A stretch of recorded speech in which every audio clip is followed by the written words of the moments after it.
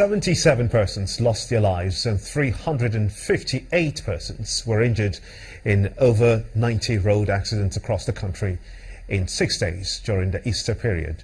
The co-marshal of the Federal Road Safety Commission, Mr. Boboye Oyeyemi, who released the statistics in Abuja, said that these figures represent a 9% reduction in the deaths recorded over the same period in 2015. Mr. Oyeyemi has asked Nigerians to exercise caution as the rainy season approaches. Time now for sports news on the news at 10, and Charles Iruka is standing by to take us through.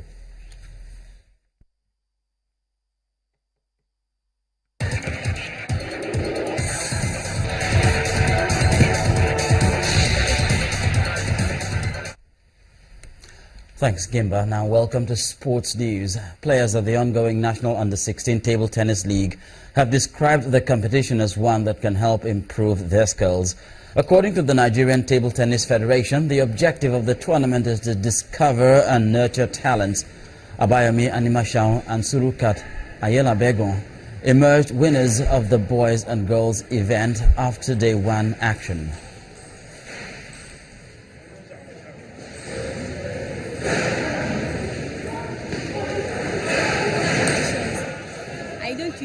Attack.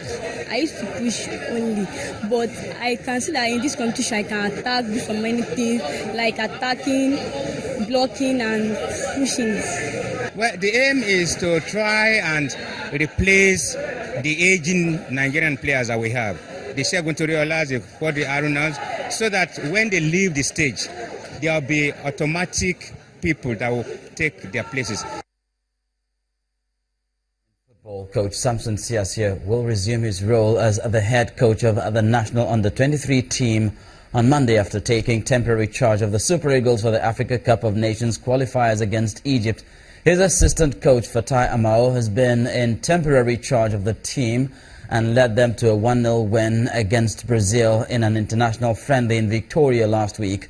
The Nigerian Football Federation has commended Siasia for his work with the senior national team and promised to support him to win an Olympic gold in Brazil in August.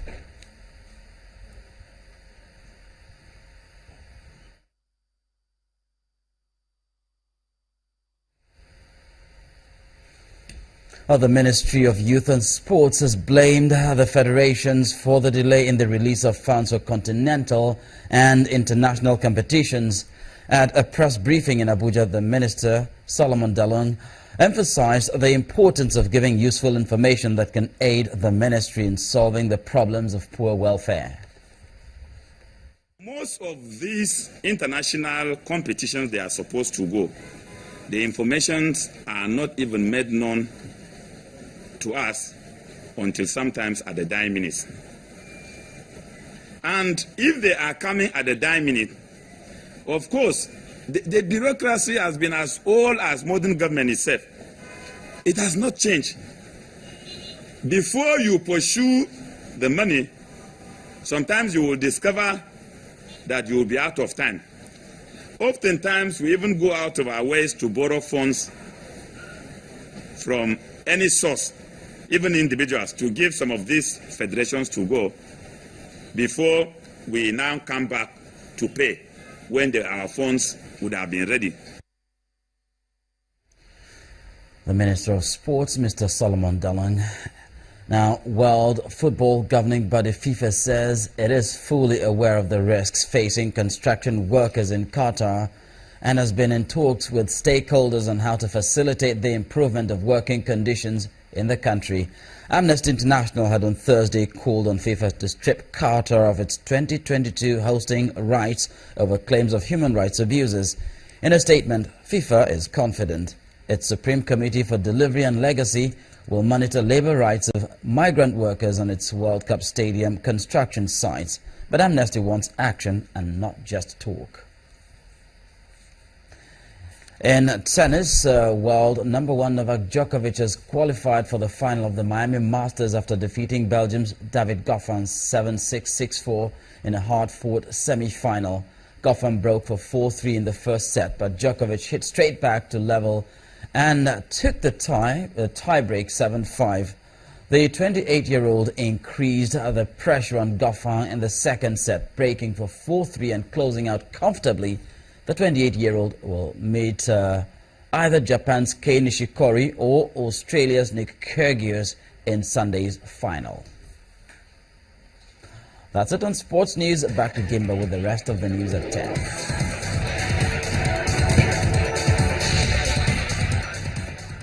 Hope is dimming for any survivor to be found under the rubble of what was once a flyover bridge under construction in the Indian city of Kolkata.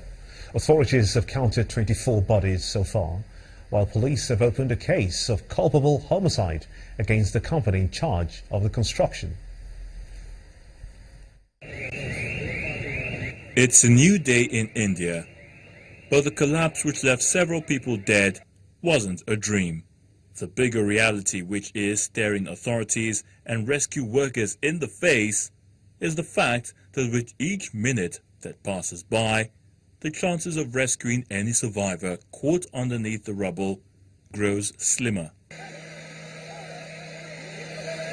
The death toll from the flyover collapse in India's eastern city of Kolkata reached 24 on Friday, April the 1st, as rescue operations entered their last leg. 90 people were rescued, many with serious trauma injuries, but chances of finding survivors in the wreckage had dwindled by this morning.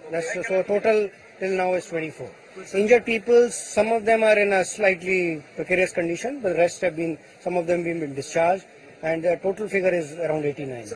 The legal head of IVRCL, Sita Pedapathi, also confirmed that the company is anxious and willing to cooperate with an investigation. IVRCL and its concerned staff will cooperate with the investigation. We will give the maximum support what we have to give. We are anxious to know why it happened as well. The flyover has been under construction since 2009 and has missed several deadlines for its completion. According to rescuers who examined the wreckage, years of delays may have caused corrosion to metal elements of the flyover, undermining its stability. Prayers for the victims were held on the site of the collapse as evening drew near. On entertainment news tonight, R&B singer Praise reveals a collaboration with John Legend is in the works. This and more stories with Mayawa Ogundili. Well, many thanks. On entertainment news tonight, R&B singer Praise is working on a major collaboration with Grammy Award-winning act John Legend, as well as an EP and a second album. In an exclusive interview with Entertainment News on Channels TV, the singer revealed discussions between Legend and himself have kick-started, even as he plans to collaborate with artists from different parts of Africa on his sophomore album already titled Out of Africa. She said she wanna be my lover. She don't want cast, so we want mother cover. When I give her to her, she keeps coming from her. Shake Body Crooner Skills is set for a new album which boasts of a collaboration with former record label boss Banky W. In a phone chat with Entertainment News, Skills, who on Friday released a new music video, I Want You, revealed the title of the collaboration with Banky W is Nobody's Business. Comedian Julius Agu hosted Life as I See It comedy show in Port Harcourt alongside Bucci and a number of emerging entertainers. The show emphasizes Agu's new career direction, a result of his near-death experience in 2015, and is largely faith-based and free of any foul elements such as music or jokes. The show was opened by his daughter Zara, who says it is a task she enjoys doing. American rapper of Nigerian descent Wale has just put out the visuals to The God Smile, a song off his last project, the album About Nothing. The video was shot in Nigeria during a visit a few months ago. R&B star Timmy Dakolo is out with a new love song following his major win at the 2015 Headies, where he took away 3 nods for the song Wish Me Well.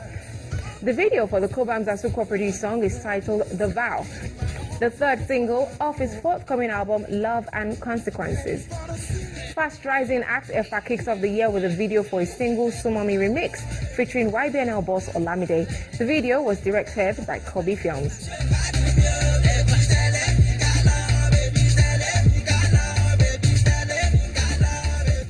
And that's it from me. Many thanks for watching. Let's head back to the main news. And the main news again. The Nuclear Security Summit took off in Washington, D.C. today with Nigeria's president and 60 other presidents in attendance. The United States president announced the ratification of a nuclear protection treaty by 102 countries.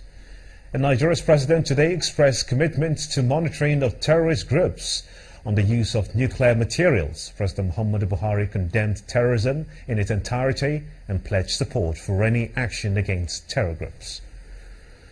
And that's how it's been on the news at 10 tonight. I want to thank you so much indeed for watching. I'm Gimba Umar on behalf of everyone here. Have a splendid night rest. Good night.